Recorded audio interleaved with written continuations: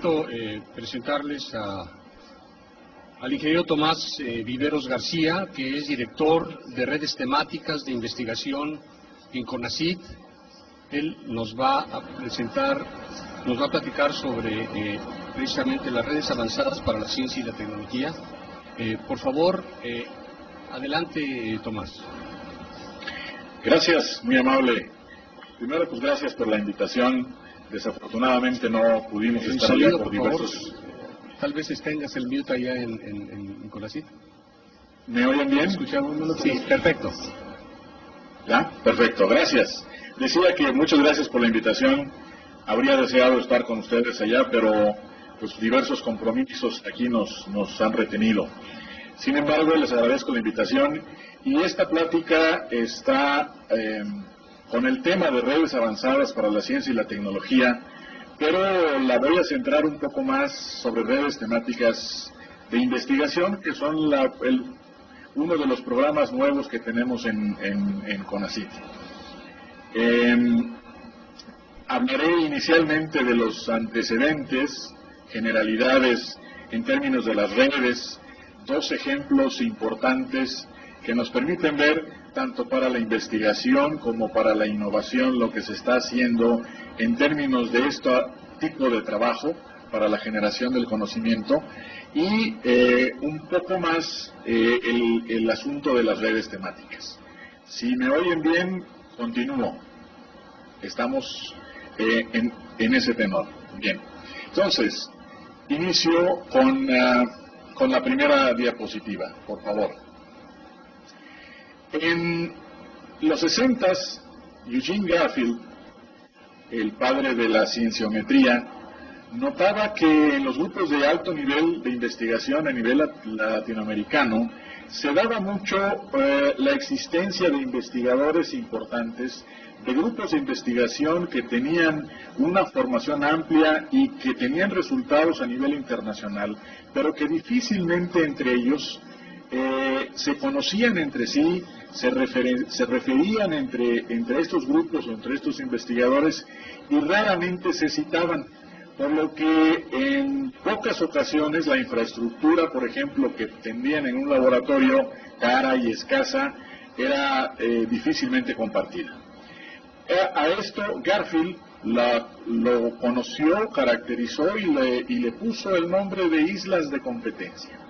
Y esto define en parte lo mucho que se ha hecho en términos del trabajo de la investigación científica.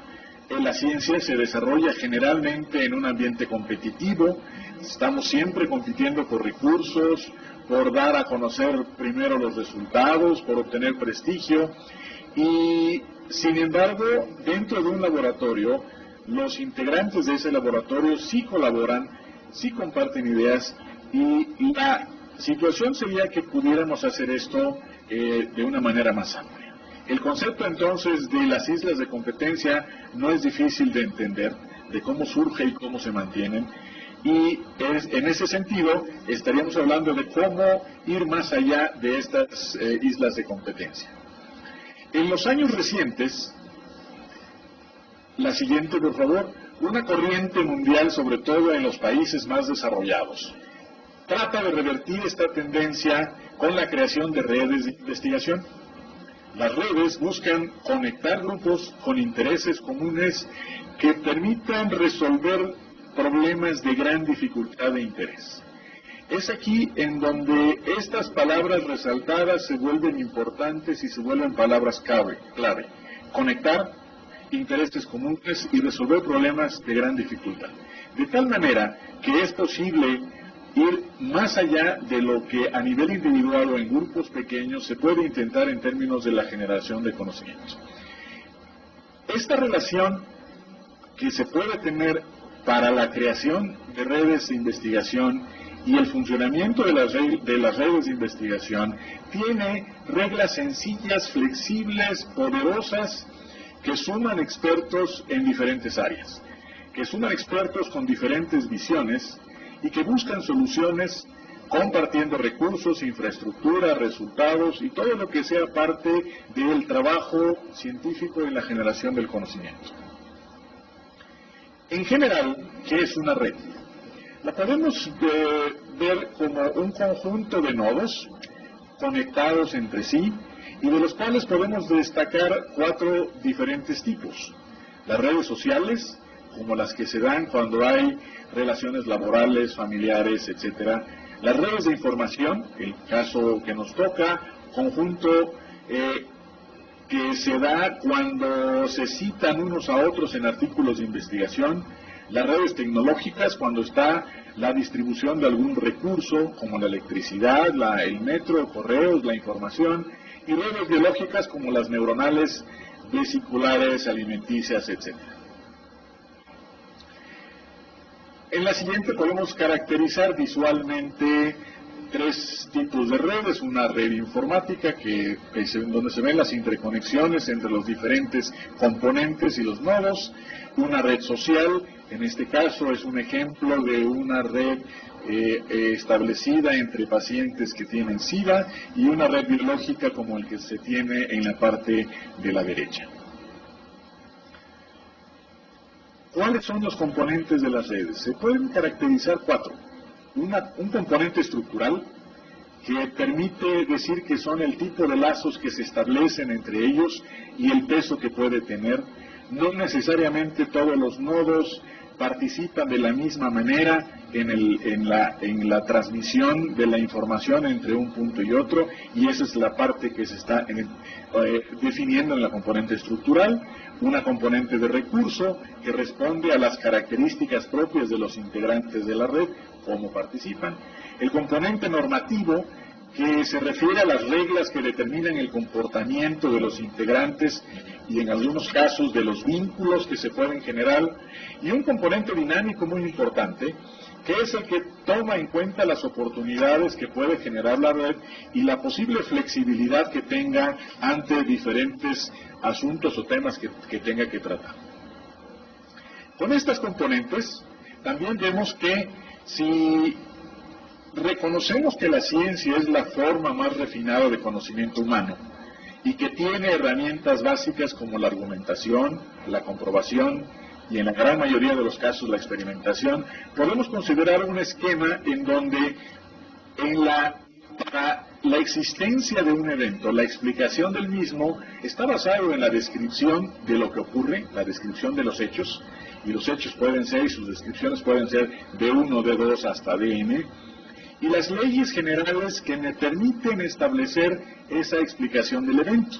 Cuando hablamos de esta parte, pero con diferentes observadores, para cada observador podemos tener una descripción de los hechos diferente, que está otorgada justamente por la visión que cada uno de ellos pueda tener. Esto nos da la D1, R1, D, R2, etcétera, y las diferentes leyes generales que nos permiten conjuntar esas descripciones. Pero aquí, adicionalmente a las leyes que teníamos cuando nos referimos a la explicación de eventos con un solo observador, necesitamos también una organización multidisciplinaria que me permita tomar todas las descripciones para la explicación del evento. Y en su caso, la posibilidad de llegar a una recomendación que podría ser una recomendación de política pública. Y otro asunto interesante es que además de la ciencia, y no solo en la investigación científica, el trabajo de redes es importante. Según un estudio del MIT, las interconexiones y relaciones de las redes científicas y comerciales son importantes para el progreso. La invención, el desarrollo tecnológico, el patentamiento, etcétera, se potencian con la interacción de grupos de expertos en diferentes áreas, y los beneficios son mutuos y van más allá de los posibles avances científicos o técnicos que puedan acarrearse para cada uno de los sectores que intervienen en esta interacción entre la investigación y los usuarios de la misma. A continuación, trataré de dar estos 2 ejemplos de los cuales hablaba. Por un lado, un ejemplo del que hablaremos y que está basado esencialmente para la colaboración en términos de la investigación, y por otro lado, un ejemplo que me permitirá establecer también un asunto importante en términos de la innovación. El CITED, el Programa Iberoamericano de Ciencia y Tecnología para el Desarrollo, es un programa que se ha desarrollado y fue creado en 1984 mediante un acuerdo marco interinstitucional firmado por varios países, prácticamente todos los países de América Latina, además de España y Portugal, justo para esta colaboración. Los objetivos que se persiguen en ese programa son los de fomentar la integración de la comunidad científica y tecnológica iberoamericana, fortalecer la capacidad de desarrollo tecnológico en Iberoamérica y la promoción de la participación de sectores empresariales de los países miembros en los procesos de innovación. Ciertamente, aquí se busca de manera amplia y global a nivel de Iberoamérica esa colaboración de la cual hablábamos anteriormente. Los diferentes temas o áreas temáticas que se llevan en el CITED se muestran en la diapositiva y tenemos entre otras agroalimentación, salud, la promoción del desarrollo industrial, la ciencia y sociedad y la energía.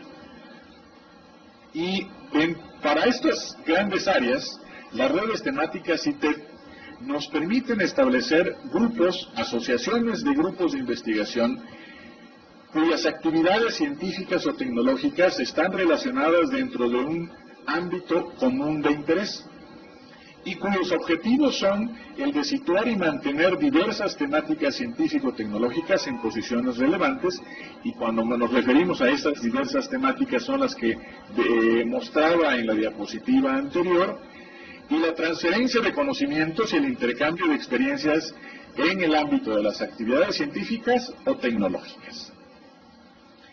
Dentro de un área temática, la promoción del desarrollo industrial, las diferentes acciones que pueden establecerse dentro de las redes temáticas están orientadas a 5 diferentes temas importantes dentro de esa área temática.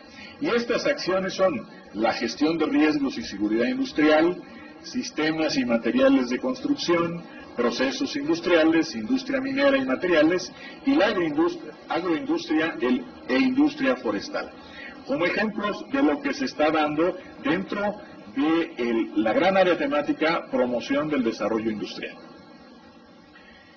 El segundo ejemplo es un ejemplo muy interesante y se trata de la red de innovación Iberdrola. Como ustedes saben, Iberdrola es una compañía amplia de origen español que está relacionada sobre todo con el sector energético, y la red de innovación Iberdrola se enmarca en la apuesta por la investigación, el desarrollo y la innovación I+D+I, y la necesidad de sistematizar la colaboración en estas actividades. Es aquí en donde aparece esta noción de que a partir de la industria existe la necesidad de establecer redes de colaboración que van en la dirección de la innovación. Esta red de innovación aglutina las actividades de innovación en los diferentes campos tecnológicos que son de interés de Iberdrola, y su creación enmarca en el contexto de las tendencias que a nivel internacional se dan en la gestión de la investigación, el desarrollo y la innovación. Esta red y la existencia de la propia red tiene